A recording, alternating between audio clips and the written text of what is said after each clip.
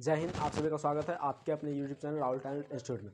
दोस्तों, आज की इस वीडियो में हम लोग क्लास 12th के हिस्ट्री बुक चैप्टर 2 के बारे में बात करने वाले हैं। चैप्टर 2 का नाम है दोस्तों राजा, किसान तथा नगर। इसमें जो है बेसिकली हम लोग वैदिक सभ्यता के बारे में पढ़ते हैं, इसलिए जो है हम वैदिक सभ्यता भी आपके जो है लिख दिए, क्योंकि वैदिक सभ्यता के बारे में ही पढ़ते हैं। तो चलिए देखते हैं वैदिक सभ्यता होता क्या चीज़ है, उस चीज़ के बारे में देखते हैं। और दोस्तों, हम लोग टॉपिक के साथ साथ इस चैप्टर को पूरे कवर करने का कोशिश करेंगे। सबसे पहला टॉपिक हम लोग जो है परिचय लेंगे। परिचय यानी ये वैदिक सभ्यता में जो है परिचय ये क्या है, इस चैप्टर में उस चीज़ के बारे में देखेंगे। तो दोस्तों, आपने जो पहला चैप्टर आपने पढ़ा होगा, ये ऐसा हम मान के चल रहे हैं, ठीक ना। तो आप पहला चैप्टर में जो है क्या पढ़े थे? आप पहला चैप्टर में ये पढ़े होंगे कि भारतीय सभ्यता यानी कि भारत की सबसे प्राचीन सभ्यता और नगरीय सभ्यता सिंधु घाटी सभ्यता यानी हड़प्पा सभ्यता, जो कि 2500 बीसी से 1700 बीसी तक चला था, है ना। और उसमें देखा था आपने कि बड़ी बड़ी बिल्डिंगें पाई गई थी, विशाल नगरें पाई गई थी, चौड़ी सड़कें पाई गई थी, यानी हर वो व्यवस्था जो है नगरीय व्यवस्था थी वहाँ पे। लेकिन उसके बाद 2000 साल बाद जो है भारत में एक और सभ्यता ने जन्म लिया, जिसका नाम हम लोग वैदिक सभ्यता कहते हैं। हालांकि यहाँ जो सभ्यता ने जन्म लिया था वो सभ्यता जो है ग्रामीण सभ्यता थी, यानी 2000 साल बाद जब यहाँ पे सभ्यता ने एक और जन्म लिया तो वो ग्रामीण सभ्यता थी, नगरीय सभ्यता वो नहीं थी। यहाँ पे जो है आर्य आकर बसे थे, इस सभ्यता में रहने वाले लोग जो थे वो आर्य कहलाए, ठीक है। और वो जो है उसकी भाषा जो थी, बोलने की बोलचाल की भाषा, वो संस्कृत यूज करते थे। हालांकि अगर देखें तो आर्य जो है एक संस्कृत शब्द है जिसका अर्थ श्रेष्ठ होता है, ठीक है। तो आर्य अपने आप को श्रेष्ठ मानते थे। और ये चीज़ जो है आपको इतना सा ध्यान में रखना, बेहद इंपॉर्टेंट बात हम इसके चैप्टर में बता रहे हैं ये चीज़, ठीक है। और अगर देखें तो इस सभ्यता में जो है इसका जब अंतिम चरण चल रहा था, यहाँ पे जो लोग थे मुख्यतः देखें तो कृषि पशुपालन पर पूरा डिपेंड थे। इन वैदिक सभ्यता में जो लोग थे वो कृषि और पशुपालन पे रहकर जो है पूरा जीवन अपना व्यतीत करते थे, बस यही उसका काम था, उसके अलावा और कोई काम वो नहीं करते थे। लेकिन जब इसका अंतिम चरण चल रहा था, और ये अत्यधिक वैसे गरीबी सभ्यता थी, वैसे ग्रामीण सभ्यता थी, डमोला में रहते थे, छोटे छोटे कबीले में रहते थे ये सब।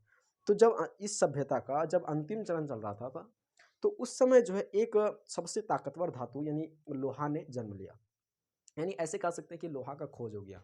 और जब लोहा का खोज हो गया तो उस लोहे की मदद से उसने जो है लोहे से अब जो है हथियार बनना शुरू हो गया। हथियार का मतलब क्या?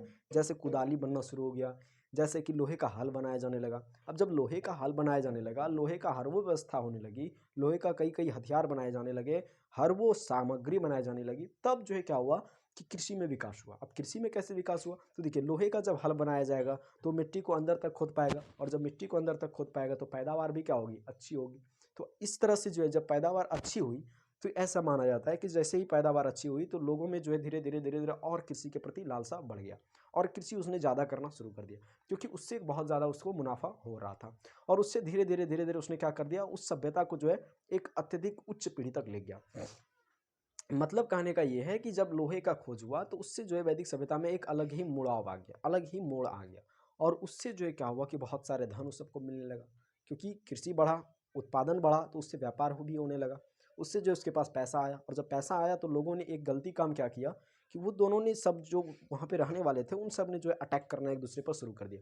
और जब एक दूसरे पे अटैक करना शुरू किया तो उस सब में जो है क्या हुआ कि एक लोग जो है दूसरे पे अटैक कर रहा है, इससे धीरे धीरे धीरे धीरे वहाँ पे जो है क्या हुआ, छोटे छोटे छोटे छोटे कबीले जो है वो एक एक वे में शामिल होना शुरू हो गया। और वो जितने भी छोटे छोटे कबीले थे वो सब जो है मिलकर जो है 16 बड़े महाजनपद में तब्दील हो गए। अब महाजनपद क्या होता है तो ध्यान से समझिए।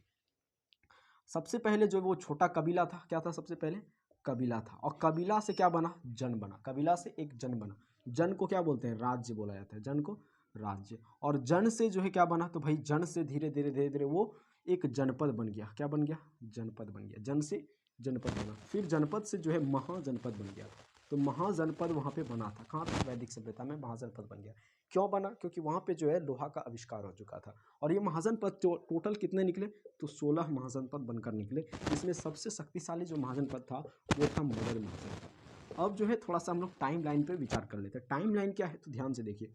आपने ये सिंधु घाटी सभ्यता यानी हड़प्पा सभ्यता का काल जो है 2500 बीसी से 1700 बीसी तक आपने पढ़ा। उसके बाद अगर देखें तो वैदिक सभ्यता का जो काल है वो है 1500 बीसी से 600 बीसी, यही है ना। तो इतना सा आपको ध्यान रखना कि 2500 बीसी से 1700 बीसी तक किसका काल है? हड़प्पा सभ्यता का। और 1500 से 600 बीसी तक वैदिक सभ्यता। तो इतना सा आपको ये चीज़ याद रखना है। अब देखिए, ये 1700 के बाद 1500 कब आया? तो 2000 साल बीच जो है वो क्या रहा? बीच में गैपिंग रहा। अब ये 2000 साल बीच में क्या हुआ नहीं हुआ उसके बारे में किसी को अभी तक पता नहीं चला है, इतिहासकार ने कोई अंदाज़ा नहीं लगाया। लेकिन हाँ 1500 से 600 बीसी में क्या हुआ था, तो यहाँ पे जो है सभ्यता आरंभ हुई थी। अब उसमें जो है महाजनपद तब्दील हो गया, वो छोटे छोटे कबीले जो है महाजनपद में तब्दील हो गए। तब्दील होने का एक कारण है लोहा का खोज। जब वैदिक सभ्यता का अंतिम चरण चल रहा था तो वहाँ पे लोहा का खोज हो गया, जिस वजह से वहाँ पे क्या हो गया, महाजनपद में तब्दील हो गया यानी कृषि में विकास आया। और वो जो है 16 मगध, यानी कि मगध जैसा जो है 16 गो बन गया, लेकिन उसमें सबसे शक्तिशाली जो था वो था मगध। सब जो है आगे बढ़ने का प्रयास कर रहे थे, लेकिन मगध जो रहा वो कुछ आगे और ज़्यादा हो गया था। उन सभी की तुलना में सबसे शक्तिशाली अगर देखा जाए तो वो कौन था, मगध था। तो सबसे शक्तिशाली और पावरफुल अगर महाजनपद पूछा जाए तो वो कौन है, मगध है। और वैसे महाजनपद किसे कहते हैं, तो महा मतलब आपको पता है क्या होता है, बहुत ज़्यादा, जन मतलब लोग, और पद मतलब पैर, यानी बहुत ज़्यादा संख्या में जहाँ पर लोगों ने पैर रखा उसी को क्या कहा गया, महाजनपद। अब हम लोग जो है मगध राजवंश को देखते हैं। यहाँ पे मगध जो था वो बहुत शक्तिशाली था, आपको पता है। तो मगध बहुत शक्तिशाली था, तो यहाँ पे बड़े बड़े राजा भी होंगे, बड़े बड़े महाराजा भी राज किए होंगे। तो उस चीज़ के बारे में अब हम लोग देख लेते हैं, मगध राजवंश। तो मगध में जो है राजवंश जो हुए थे वो 4-5 राजवंश आपको पढ़ना है, ज़्यादा नहीं पढ़ना है। वो उसको याद करने का हम ट्रिक डायरेक्ट लिख देते हैं। वो क्या लिखेंगे, तो हरा नाग नींद में मारा, हरा नाग नींद में मारा, हरा नाग नींद में मारा। तो हरा से आप याद रखिएगा, हरा से क्या हो जाएगा, हर्यक वंश, हरा से हर्यक वंश, और नाग से हो जाएगा शिशु नाग वंश, नाग से शिशु नाग वंश, शिशु नाग वंश, है ना। और मारा से हो जाएगा मौर्य वंश, मारा से क्या हो गया, मौर्य वंश, मौर्य वंश। और एक लास्ट और पढ़ेंगे आप, जो है गुप्त वंश, एक आपको इसके याद रख लेना है, गुप्त वंश, गुप्त वंश। बस इतना सा ही वंश आपको पढ़ना है 12th क्लास में, है ना। चलिए देख लेते हैं हम लोग देखिए हर्यक वंश है ना, हर्यक वंश। अब देखिए हर्यक वंश में कौन कौन से राजा हुए, तो हर्यक वंश के अगर संस्थापक बोला जाए तो वो कौन था, बिंबिसार। कौन था, बिंबिसार। हर्यक वंश के संस्थापक कौन थे, बिंबिसार। और बिंबिसार जो था वो कौन था, संस्थापक था किसका, हर्यक वंश का संस्थापक था। इतना सा आपको ध्यान रखना है, हर्यक वंश के संस्थापक कौन हुए, बिंबिसार। अब बताइए संस्थापक ये हुआ तो प्रथम शासक भी कौन हुए, बिंबिसार हुए। उसके बाद द्वितीय शासक कौन हुआ था, हर्यक वंश का यानी बिंदुसार का बेटा था अजातशत्रु, अजातशत्रु हुए। उसके बाद द्वितीय शासक, तृतीय शासक कौन हुए, तो भाई उदयन हुए। लेकिन अब देखिए ये तीनों की कहानी सुनिए। बिंबिसार जो था वो बुढ़ौती तक खाली शादी ब्याह करते रहता था, जिस वजह से अजातशत्रु का बारी आया, लेकिन इसको नहीं, मतलब ये जब तक नहीं रुकता थी कैसे करता, इसने जो है क्या किया, भाला लिया और इसको भोग दिया, ले बुढ़ऊ ने तो खाली अपने मतलब अपने खाली मतलब मजा में देख रहा था, इसको इसका कुछ सोचिए नहीं रहा था, जिस वजह से इसने भाला भोग के इसको मार दिया और ये राजा बना। और जब ये राजा बना उसके बाद फिर ये जो है अपना पिता वाला कर्म जो है अपना लिया इसने और जब अपना पिता वाला कर्म अपना लिया तो फिर इस ये उदयन घुसिया गया इस पे। उदयन ने भी इसको भाला लेके ये भी खत्म कर दिया, इसको भाला लेके इसको मार दिया। और अब उदयन ने जो है, इसका बेटा था नागदशक। उदयन का बेटा कौन था भाई, तो उदयन का जो बेटा था, उदयन के बाद जो है राजा कौन बना, नागदशक। हालांकि नागदशक जो था वो इसका बेटा नहीं था। तो नागदशक कौन था भाई, नागदशक इसका सेनापति था, और सेनापति ने उदयन को मार दिया। अब बताइए वही सही बात बोला गया, इतिहास उल्टा के देख लीजिए, कर्म का फल जो है भोगना ही पड़ेगा, और कर्म का हो गया, इसको भोग दिया, इसको भी भाला खत्म कर दिया इसको भी। तो उदयन कौन था भाई, उदयन बड़ा समझदार था। इसने अपने बेटा से हमेशा पूछता रहा, बेटा जब तुमको जरूरत पड़े तो हमको बता देना कि कब तुमको शादी ब्याह करना है, फटाक से बता देना। तो ये हम जो, लेकिन बार बार ये पूछते रहता था उदयन, लेकिन इसको जो है ये बहुत थोड़ा लोल टाइप का था, और पाटलिपुत्र को इसने राजधानी भी बनाया था। हालांकि इसके बारे में आगे बात करेंगे, अभी बेसिक स्ट्रक्चर में इसको देख रहे हैं क्या क्या पढ़ने वाले हैं। नागदशक ने जो क्या किया, इसको मार दिया। नागदशक कौन था, तो उदयन का सैनिक था, सेनापति था, इसने इसको मार दिया। ये रह गया किसका भाई, तो बिंबिसार का बिंबिसार द्वारा स्थापित किया गया हर्यक वंश, उसको जो है कैसे खत्म हुआ, ठीक ना। उसके बाद हम लोग जो है शिशुनाग वंश देखते हैं। शिशुनाग वंश के संस्थापक कौन थे भाई, तो शिशुनाग वंश के संस्थापक कौन थे, शिशुनाग वंश के संस्थापक कौन हुआ, तो शिशुनाग था। शिशुनाग वंश के संस्थापक शिशुनाग था। उसके बाद जो है मौर्य वंश। भाई मौर्य वंश के संस्थापक कौन थे, मौर्य वंश के संस्थापक कौन थे, तो दोस्तों ये जो है शिशुनाग, बस इतना सा ध्यान रखना, संस्थापक हुए, प्रथम शासक यही हुआ। उसके बाद जो है और सभी शासकों को नहीं पढ़ना है। नाग नींद में मारा, शिशुनाग वंश तो आपको पता चल गया। हरा नाग हो गया, हरा नाग नींद में मारा, तो नींद हो गया यहाँ पे, ठीक है। तो नींद से जो है यहाँ पे जो शासन करने वाला राजा था उसको देखते हैं। नींद से क्या हो जाएगा, नींद से क्या बोलते हैं उसको, नींद से हो जाएगा नंदवंश। नंदवंश ने यहाँ पे राज किया। और नंदवंश के जो प्रथम शासक थे वो कौन था, तो नंदवंश के प्रथम शासक जो थे वो कौन थे भाई, तो महापद्मनंद इसके प्रथम संस्थापक थे, महापद्मनंद। महापद्मनंद इसके प्रथम शासक थे। और अंतिम शासक जो था वो कौन था, तो घनानंद था, नंद वंश के घनानंद। घनानंद अंतिम शासक था और बहुत जो है ये विलासी राजा था, जिस वजह से बहुत ज़्यादा जो है वहाँ पे सभी प्रजाजन जो था बहुत गुस्सा था। निंद के बाद जो है आएगा मौर्य वंश, यानी मारा से क्या हो जाएगा, तो मौर्य वंश। मौर्य वंश के संस्थापक आपको पता होगा, प्रथम जो कि चाणक्य द्वारा योगदान है इसको बनाने में, तो वो था कौन, मौर्य, चंद्रगुप्त मौर्य। कौन था भाई, चंद्रगुप्त मौर्य। चंद्रगुप्त मौर्य, और चंद्रगुप्त मौर्य ने किसको मार दिया था, घनानंद को, बहुत विलासी था, इस वजह से इसको क्या किया, मार दिया, और चंद्रगुप्त मौर्य इसका राजा बना। इतना सा आपको ध्यान रखना। तो मौर्य वंश के संस्थापक कौन थे, चंद्रगुप्त मौर्य। उसके बाद आता है गुप्त वंश, हम लोग पढ़ेंगे। वैसे मौर्य वंश के बाद बहुत सारे राजाओं ने और शासन किया था, बहुत सारे राजाओं ने किया था, लेकिन कुछ वंश आता है उसके बीच में, लेकिन हम लोग को वो चीज़ नहीं पढ़ना होता है। तो गुप्त वंश हम लोग पढ़ेंगे। तो गुप्त वंश में हमको ध्यान रखना है कि गुप्त वंश के जो संस्थापक थे वो कौन थे, महापद्मनंद, सॉरी, गुप्त वंश के संस्थापक थे श्रीगुप्त। कौन था, श्रीगुप्त। महापद्मनंद किसके थे, नंद वंश के। श्रीगुप्त इसके संस्थापक थे। उसके बाद द्वितीय शासक, ये प्रथम शासक था। उसके बाद द्वितीय शासक अगर देखें तो द्वितीय शासक कौन था भाई, तो द्वितीय शासक था चंद्रगुप्त फर्स्ट। कौन था, चंद्रगुप्त फर्स्ट। एक चंद्रगुप्त मौर्य यहाँ पे है, लेकिन चंद्रगुप्त फर्स्ट था द्वितीय शासक। उसके बाद तृतीय शासक अगर देखें तो तृतीय शासक कौन था, समुद्रगुप्त था। कौन था, समुद्रगुप्त, जिसे भारत का नेपोलियन भी कहा जाता है। उसके बाद जो है चतुर्थ शासक जो था वो कौन था, तो चंद्रगुप्त टू था, चंद्रगुप्त टू, जिसको विक्रमादित्य भी कहा जाता है, विक्रमादित्य भी कहा जाता है ना। ये हो गया किसका काल, तो गुप्त वंश का काल। मौर्य वंश हो गया, नंद वंश हो गया, शिशुनाग वंश, हर्यक वंश। ये हो गया चारों वंश के बारे में। मगध राजवंश में जो चारों वंश चला उसके बारे में हमने बेसिक स्ट्रक्चर में बात कर लिया। अब हम लोग जो है चैप्टर पे चलते हैं। ये भी आपका एक बेसिक स्ट्रक्चर में पता होना चाहिए कि क्या क्या पढ़ेंगे। इन्हीं सभी राजा के बारे में इस चैप्टर में हम लोग पढ़ने वाले हैं। अब हम लोग जो है शुरू से यानी कि वैदिक सभ्यता के बारे में पढ़ते हैं। यहाँ से हालांकि आपके कई सारे क्वेश्चन भी बनेंगे, इसको ध्यान रखिएगा। हालांकि ये भी बनेंगे आपके कि वैदिक सभ्यता कितना से कितना काल तक चला था। वैदिक सभ्यता कहाँ से कहाँ तक चला भाई, तो 1500 से 600 BC तक। इसका आप एक स्क्रीनशॉट ले लें और इसी तरह से आपको खुद से नोट्स बनाना है। अब दोस्तों हम लोग फिर से लिख लेते हैं और उसको जो है हम लोग वैदिक सभ्यता का काल स्टार्टिंग करते हैं। हाँ तो दोस्तों अब हम लोग जो है वैदिक सभ्यता के बारे में देख लेते हैं। वैदिक सभ्यता, आपको पता होगा कि वैदिक सभ्यता जो रहा है वो 1500 ईसा पूर्व से 600 ईसा पूर्व तक ये चला है वैदिक सभ्यता। और उसमें जो है वैदिक सभ्यता में पता होगा कि लोहा धातु का जो है खोज हो गया, तभी जो है कि जो है इसका एक अलग मोड़ आ गया, बदलाव आ गया इसमें। यानी ये एक ग्रामीण सभ्यता थी जिसमें एक अलग ही मोड़ आ गया, है ना, ये आपको पता है। अब देखिए ऋग वैदिक काल में इसको डिवाइड किया गया और एक उत्तर वैदिक काल में। वैसे आपको पता होगा कि उत्तर वैदिक काल ये जो है 1000 से 600 BC तक चला, जबकि ऋग वैदिक काल जो है वो 1500 से 1000 BC तक चला। यानी वैदिक सभ्यता को दो भागों में डिवाइड किया गया है, एक है ऋग वैदिक काल, एक है उत्तर वैदिक काल। ऋग वैदिक काल की जानकारी जो है हमें ऋग वेद से मिलता है, जबकि उत्तर वैदिक काल की जानकारी बाकी तीनों वेदों से मिलता है। तो तीनों वेद बाकी कौन है, तो भाई आपको पता होगा कि ऋग वेद के अलावा क्या क्या है। तो ऋग वेद के अलावा हो गया सामवेद, अथर्ववेद, यजुर्वेद।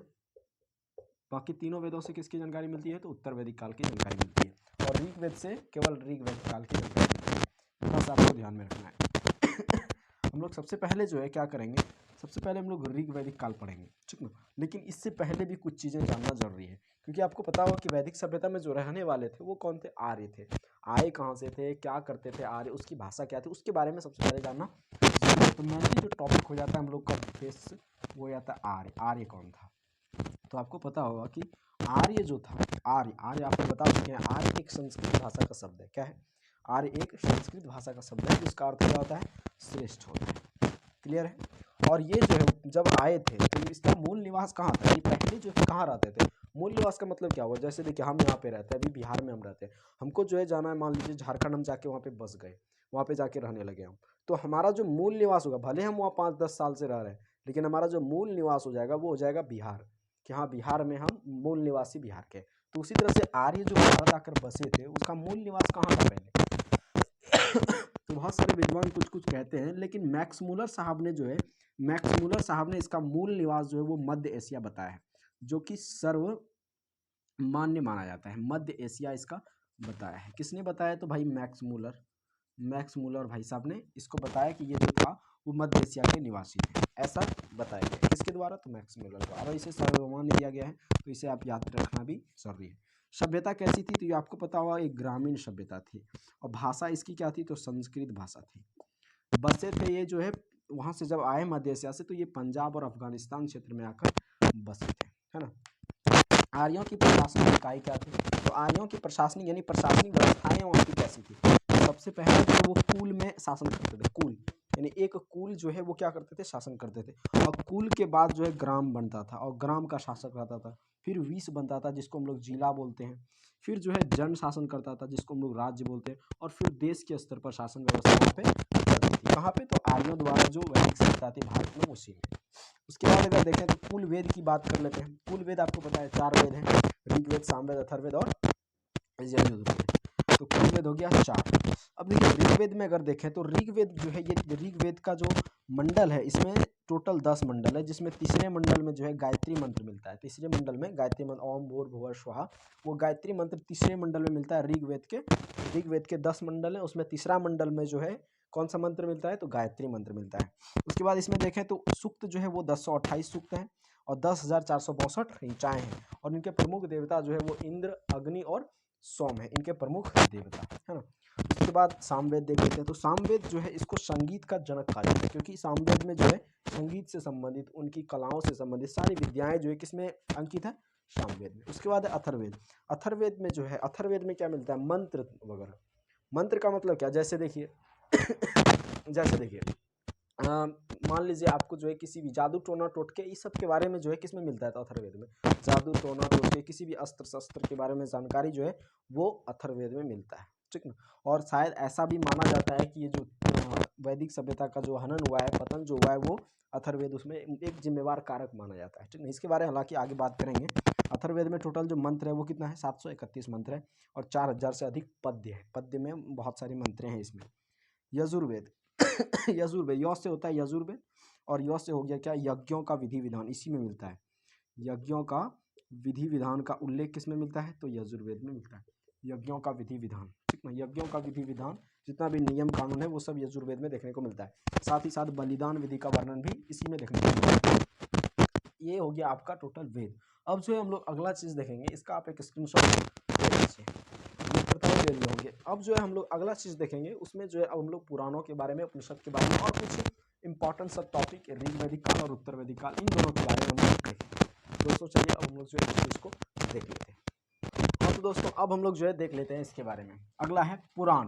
पुराण जो है ये हम लोग किसको पढ़ रहे हैं भाई? ऋग वैदिक कालीन पढ़ रहे हैं। ऋग वैदिक काल यानी कि हम लोग जो पढ़ रहे हैं वो क्या पढ़ रहे हैं? तो 1500 से 1000 BC हम लोग पढ़ रहे हैं, इसी के बारे में अभी पढ़ रहे हैं हम लोग, ठीक। और इसी में जो है इतना ही बस आपको पढ़ना है ऋग वैदिक काल में। उसके बाद उत्तर वैदिक काल पढ़ेंगे, ठीक ना। तो ऋग वैदिक काल तक इस वीडियो में हम लोग जानने वाले हैं। पुराण कितने हैं? 18 है, ठीक ना। और पुराण टोटल याद रखना है 18 है। उपनिषद कितने हैं भाई? 108। उसमें से आपको ध्यान रखना है उपनिषद का जो शाब्दिक अर्थ होता है वो क्या होता है? गुरुओं के समीप बैठना। उपनिषद का शाब्दिक अर्थ क्या होता है? गुरुओं के समीप बैठना।